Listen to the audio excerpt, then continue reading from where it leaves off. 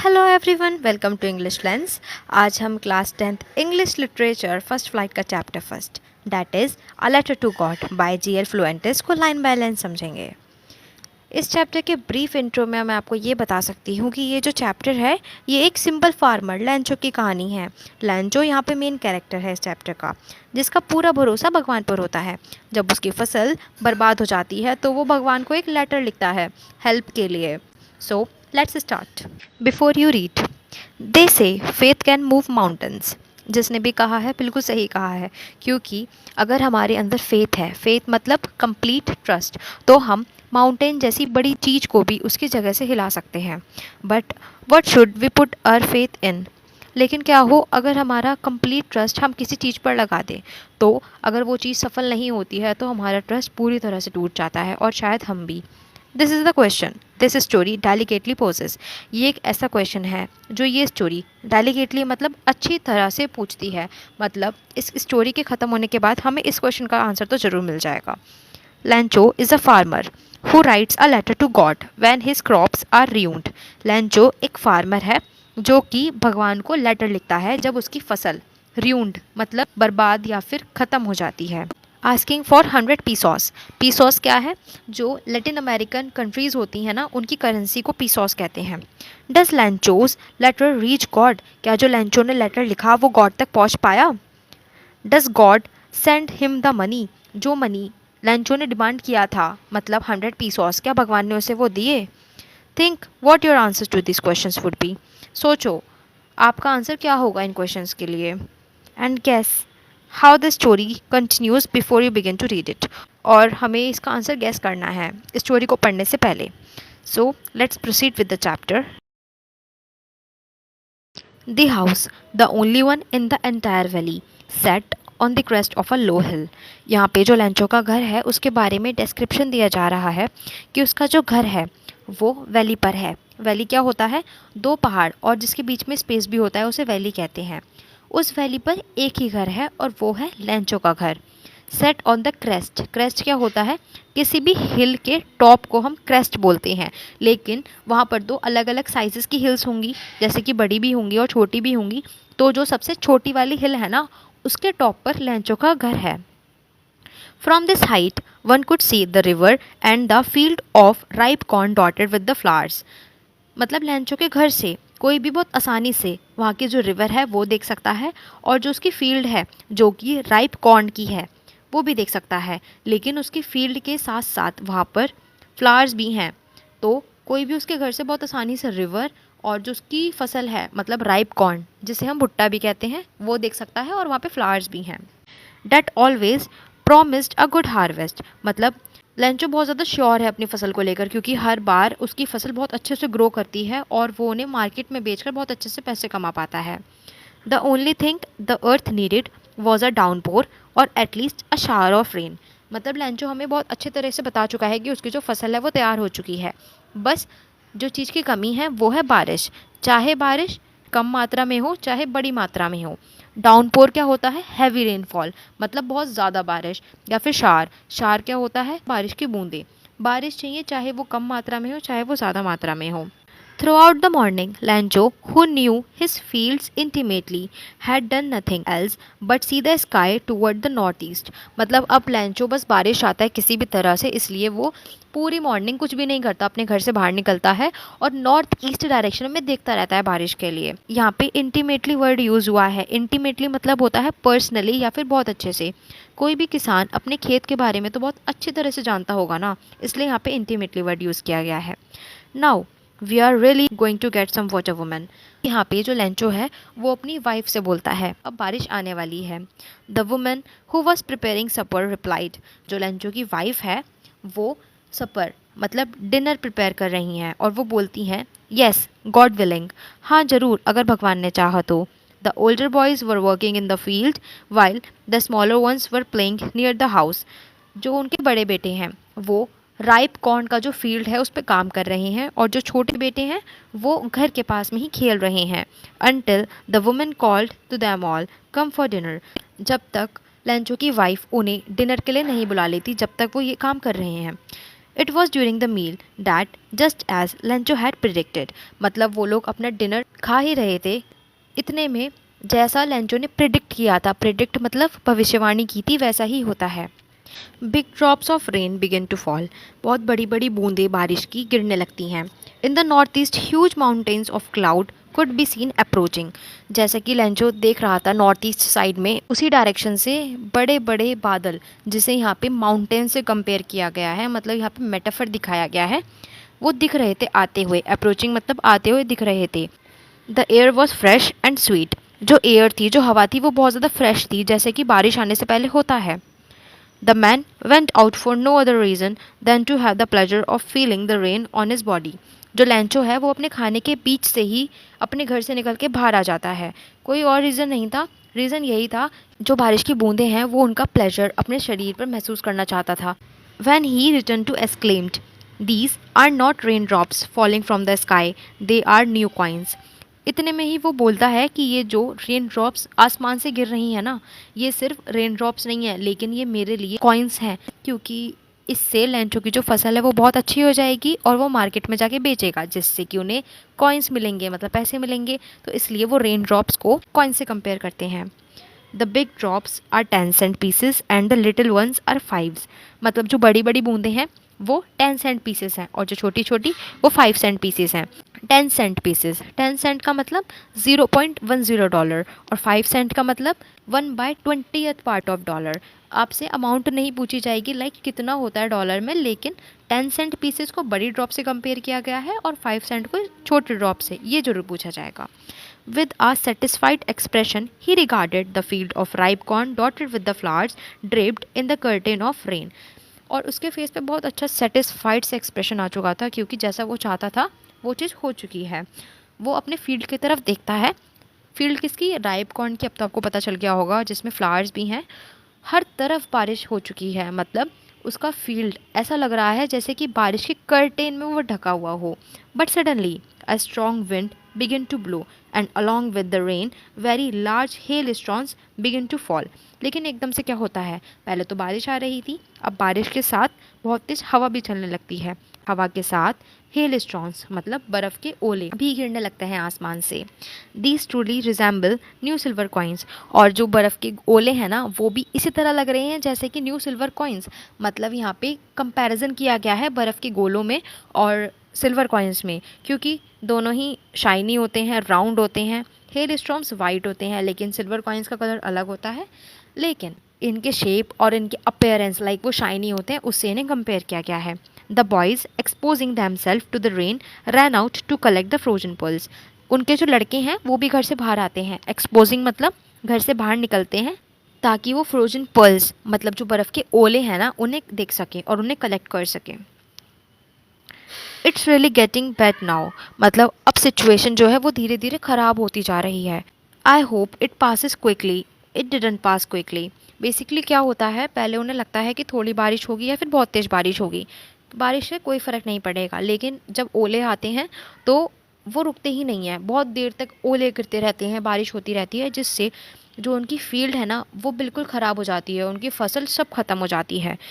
For an hour, the hail rained on the house, the garden, the hillside, the cornfield, on the whole valley. पूरे 1 घंटे तक बारिश और ओले गिरते रहे हर जगह, घर पर भी, गार्डन पर भी, हिल साइड, उनके कॉर्नफील्ड पर भी और पूरी वैली पर गिरते रहे। जब वो अपनी फील्ड की तरफ देखते हैं तो उन्हें ऐसा लग रहा था जैसे कि उनकी फील्ड पूरी तरह सॉल्ट से कवर हो, हर जगह वाइट वाइट उन्हें दिख रहा था।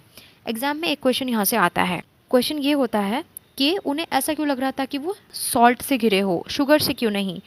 तो इसके लिए हम लिख सकते हैं कि जो सॉल्ट होता है ना, वैसे तो वो किसी भी चीज़ को बचाने के लिए यूज़ किया जाता है, लेकिन यहाँ पे वो डेथ या फिर डीके का सिंबलाइज़ कर रहा है, मतलब बर्बाद का सिंबलाइज़ कर रहा है।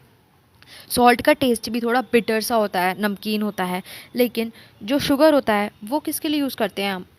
किसी अच्छे काम के लिए, सेलिब्रेशन के लिए, होप के लिए या फिर स्टिकीनेस के लिए। लेकिन जो सॉल्ट होता है वो एज अ हर्बिसाइड भी यूज़ किया जाता है, मतलब अगर किसी फील्ड में हम सॉल्ट गिरा देते हैं तो वहाँ पर काफ़ी टाइम तक कोई भी फसल नहीं हो सकती, इसलिए यहाँ पे सॉल्ट का यूज़ किया गया है। Not a leaf remained on the tree, मतलब वो जो बारिश और ओले गिरे उससे सब चीज़ ख़त्म हो गई, एक पत्ता भी पेड़ पर नहीं बचा। The corn was totally destroyed, जो उनकी कॉर्न की फसल थी वो पूरी तरह से ख़त्म हो चुकी थी। The flowers were gone from the plants, जो प्लांट्स पे फ्लावर्स थे वो भी चले गए थे। Lencho's soul was filled with sadness, अब लेंचो बहुत ज़्यादा उदास हो चुका था। जितना वो खुश था ना, ये सब देख के वो बहुत ही ज़्यादा उदास हो जाता है। When the storm had passed, जब स्टॉर्म ख़त्म हुई, he stood in the middle of the field and said to his sons, a plague of locust would have left more than this. Basically जब सब कुछ ख़त्म हो जाता है, सब कुछ रुक जाता है, बारिश रुक जाती है, तब वो अपने फील्ड के बीच में खड़े होकर अपने लड़कों से कहता है कि plague of locust. Plague of locust क्या होता है? मतलब जो टिड्डे होते हैं, इंसेक्ट हम कह सकते हैं, जो कि फसल को बर्बाद करते हैं। तो यहाँ पे वो बोलते हैं अगर टिड्डों का मतलब लोकस्ट का झुंड भी यहाँ पर आ जाता ना, तब भी वो इतना सब कुछ तबाह नहीं करता, बर्बाद नहीं करता जितना इस हेल ने कर दिया है। The hail has left nothing, इस हेल की वजह से हमारे पास कुछ भी नहीं बचा। This year we will have no corn, इस साल हमारे पास बिल्कुल भी थोड़े से भी कॉर्न नहीं है। That night was a sorrowful one, वो रात लेंचो के लिए बहुत ही बुरी रात थी। All our work for nothing, जितना भी काम किया किस लिए? किसी भी चीज़ के लिए नहीं। There's no one who can help us, अब कोई भी नहीं है जो हमारी मदद कर सके। We'll all go hungry this year, इस साल हम सब भूखे मरने वाले हैं। यहाँ पे कुछ क्वेश्चंस हैं। What did Lencho hope for, Lencho किस चीज़ की होप कर रहा था? लेंचो होप कर रहा था कि कहीं से बारिश आ जाए, चाहे वो डाउनपोर की फॉर्म में हो, मतलब बहुत ज़्यादा हैवी रेनफॉल, या फिर शार मतलब बूंदे बारिश की आ जाएं। वाई डिड लेंचो से the rain drops were like new coins, Lencho ऐसा क्यों कहता है कि जो रेन ड्रॉप्स है वो उनके लिए नए कॉइन्स की तरह है? क्योंकि जो बारिश आ रही है उससे उसकी फसल अच्छी हो जाएगी, जिसे वो मार्केट में जाके बेच देगा और बेचने से उसे पैसे मिलेंगे, इसलिए वो उन रेन ड्रॉप्स को पैसों से कंपेयर करता है, न्यू सिल्वर कॉइन से कंपेयर करता है। How did the rain change, rain किस तरह से चेंज होती है? तो पहले तो बहुत तेज हवा चलने लगती है, विंड ब्लो करने लगती है, और साथ में हेल स्टॉर्म्स गिरने लगते हैं। What happen to the Lencho's field, Lencho's field जो है कम्प्लीटली सॉल्ट से कवर हो जाता है। बेसिकली हर जगह हेल स्टॉर्म्स गिर जाते हैं, जिससे उसकी जो फील्ड है वो ख़राब हो जाती है। हेल रुक जाती है, तब लेंचो बीच में अपनी फील्ड के खड़ा होकर अपने लड़कों से कहता है कि सब कुछ ख़राब हो चुका है। और यहाँ पे आप लोकस्ट वाली लाइन भी यूज़ कर सकते हैं, क्योंकि वो उसे अब लगता है कि अब कुछ भी नहीं बचा, हमारी सारी मेहनत बेकार हो चुकी है, अब हमारी कोई भी मदद नहीं करेगा। वो बहुत ज़्यादा सैड हो जाता है। अब चैप्टर कंटिन्यू करते हैं। But in the hearts of all who lived in the solitary house in the middle of the valley, लेकिन लेंचो और उसके पूरे परिवार के मन में, बेसिकली उनका वैली पे अकेले तो घर था और वो वैली के बिल्कुल बीचों बीच में था। यहाँ पे सॉलिटरी मतलब अलोन, वहाँ पे किसी और का घर नहीं था। There was a single hope, वहाँ पर उनके मन में एक होप थी। हेल्प फॉर गॉड, होप क्या थी? भगवान से मदद मांगने की। डोंट बी सो अपसेट, बिल्कुल भी उदास मत हो। Even though this seems like a total loss, ऐसा लग रहा है कि हमारा कंप्लीट लॉस हो चुका है। Remember no one dies of hunger, ये याद रखो कि कोई भी भूख से नहीं मरता। Dates what they say, no one dies of hunger, ये वही है जैसा कि कहा जाता है कि कोई भी भूख से नहीं मर सकता। ऑल दो the night Lencho thought only of his one hope, पूरी रात लेंचो सिर्फ एक ही चीज़ सोचता रहा कि मुझे हार नहीं माननी है, और भगवान वो हैं जो कभी भी किसी को भूखा नहीं मरने देते।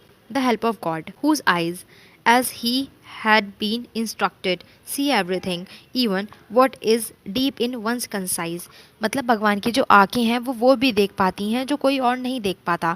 जो किसी के मन में है भगवान सब कुछ देख लेते हैं।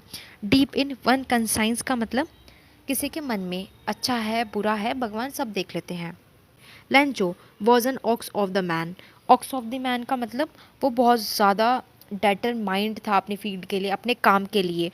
वो बहुत ज़्यादा स्ट्रॉन्ग था, बेसिकली हार्ड वर्किंग था, बोल्ड था। उसके ऊपर कितने भी बर्डन थे लेकिन वो अपने काम में अपने फील्ड के लिए डेटरमाइंड था। इसलिए यहाँ पे ऑक्स का कंपैरिजन किया गया है लेंचो से, जो कि अपने काम के लिए पूरी तरीके से डिटरमाइंड था। Working like an animal in the field, exactly like Lencho अपने फील्ड में इस तरह से काम करता था जैसे कि कोई एनिमल काम कर रहा हो। But still he knew how to write, लेकिन फिर भी उसे पता है कि किस तरह लिखते हैं। मतलब इतनी मेहनत करने के बाद भी हम ये नहीं कह सकते कि वो अनएजुकेटेड है, उसे लिखना आता है। The following Sunday at daybreak he began to write a letter which he himself would carry to the town and place in the mail। उसके बाद जो संडे आया वो एक लेटर लिखता है जिसको वो अपने साथ टाउन के उस कॉर्नर पे लेके जाता है जहाँ पर वो मेल कर सके। बेसिकली वो पोस्ट ऑफिस लेके जाता है क्योंकि लेटर तो वहीं पोस्ट होते हैं। It was nothing less than a letter to God. और उसका लेटर भगवान के लिए लेटर से कम नहीं लग रहा था। मतलब जो उसने लिखा था ना, वो सब कुछ भगवान के लिए ही लिखा था। गॉड, ही रोट, वो लिखता है भगवान, if you don't help me my family and I will go hungry this year. अगर आप मेरी मदद नहीं करते हैं ना, तो मैं और मेरी फैमिली इस साल भूखे मर जाएंगे। I need 100 pesos in order to sow my field again and to live until the crop comes। Basically आप मुझे 100 पीसॉस दे दीजिए। पीसॉस हम पहले समझ चुके हैं, लैटिन अमेरिकन कंट्रीज़ की करेंसी होती है, कि आप मुझे 100 पीसॉस दे दीजिए ताकि मैं अपनी फील्ड जो है राइप कॉर्न की वो दोबारा से उगा सकूं, और जब तक वो फील्ड नहीं आती है तब तक मैं अपना और अपनी फैमिली का पेट भर सकूं। फिर वो बाकी कंडीशन भी समझाता है कि लाइक पहले बारिश आती है, फिर हेल स्टॉर्म भी आता है और वो सब ख़राब कर देता है। He wrote to God on the envelope. Envelope पे वो एड्रेस लिखा जाता है कि किस एड्रेस से ये आ रहा है और कहाँ जाना है। तो वो जाने वाले एड्रेस पर लिखता है टू गॉड, मतलब भगवान के पास ये एनवलप जाना है। Put the letter inside it, still troubled went to town. At the post office he placed a stamp on the letter and dropped into the mailbox। परेशान रहता है लेटर लिखते टाइम भी, लेकिन टाउन जाता है और पोस्ट ऑफिस के बाद वो उस पर स्टैंप लगाता है लेटर पर और उसे मेल बॉक्स पर ड्रॉप कर देता है, गिरा देता है। One of the employees who was a postman and also helped eight the post office. उनमें से एक एम्प्लॉय पोस्ट ऑफिस में वह काम करता है। went to his boss laughing heartily and showed him the letter to God। अपने boss के पास वो जाते हैं और उन्हें वो लेटर दिखाते हैं। हंस भी रहे थे लेकिन दया भी आ रही थी उन्हें, क्योंकि वो जो लेटर था वो लेटर टू गॉड था। Never in his career as a postman had he known that address. अपने करियर में उन्हें कभी भी वो एड्रेस पता ही नहीं लगा। The post master, a fat amiable fellow, also broke out of laughing. Basically यहाँ पे पोस्ट मास्टर जो है ना, उसकी अपेयरेंस बताई गई है कि वो फैट है, मोटा है, एमेबल है, मतलब फ्रेंडली पर्सनालिटी के हैं काफ़ी। ऑल्सो ब्रोक आउट लाफिंग, मतलब वो बहुत ज़्यादा हंस जाते हैं उसे देखकर। But almost immediately he turn serious, लेकिन हंसते हंसते एकदम से वो सीरियस हो जाते हैं। Tapping the later on his desk, जो लेटर होता है ना वो अपने डेस्क पर टैप करते हैं। कमेंटेड, व्हाट फेथ, कैसा trust, I wish I had the faith of the man who wrote this letter. कैसा विश्वास, काश मैं भी उतना ही विश्वास उस आदमी पे कर पाता जिसने ये लेटर लिखा है। Starting up a correspondence with God, भगवान से ही बातचीत शुरू कर दी। So in order not to shake the writer's faith in God, the postmaster came up with an idea. Basically जो राइटर है, मतलब जो लेंचो है, उसका भगवान से ट्रस्ट ना टूट जाए, इसलिए जो पोस्ट मास्टर है ना उसके दिमाग में एक आइडिया आता है। आंसर द लेटर, मतलब अब उन्हें समझ आता है कि एक काम करते हैं, इस लेटर का आंसर करते हैं। अभी उन्होंने लेटर खोला नहीं है, अभी वो सिर्फ एड्रेस पे देख के हंसे हैं और एड्रेस पे देखकर ही उन्होंने समझ लिया है कि हमें इसकी हेल्प करनी चाहिए ताकि जिसने भी ये लेटर लिखा है उसका भगवान से विश्वास नहीं टूटे। But when he opened it, लेकिन जैसे ही वो उस लेटर को खोलते हैं, it was evident then to answer it. उनके लिए वो बहुत ज़्यादा एविडेंट, मतलब शॉकिंग हो जाता है एक तरीके से उसका आंसर करना। He needed something more than goodwill, ink and paper. Basically उन्हें लग रहा था पहले कि जो लेंचो है ना वो भगवान से बातचीत करना चाहता है, उनसे बात करना चाहता है, लेकिन जब वो लेटर पढ़ते हैं उन्हें समझ आता है कि उसे तो पैसे चाहिए, उन्हें भगवान से बात नहीं करनी है। But he struck to his resolution, लेकिन जैसे उन्होंने सोचा था वो अपने विचार पर टिके रहते हैं। He asked for money from his employees, वो वहाँ पे जो एम्प्लॉयज़ काम करते हैं उनसे कुछ पैसों के लिए पूछते हैं। He himself gave part of his salary, वो अपनी सैलरी का भी कुछ पार्ट दे देते हैं। And several friends of his were obliged to give something for an act of charity. यानी कि जो पोस्ट मास्टर है और उसके जो कुछ दोस्त हैं ना, वो अपनी सैलरी में से कुछ पार्ट देते हैं और एक्ट ऑफ चैरिटी, मतलब जो हम दान करते हैं उसके नाम पर वो लेंचो के लिए पैसे कलेक्ट कर लेते हैं। It was impossible for him to gather together the 100 पीसॉस।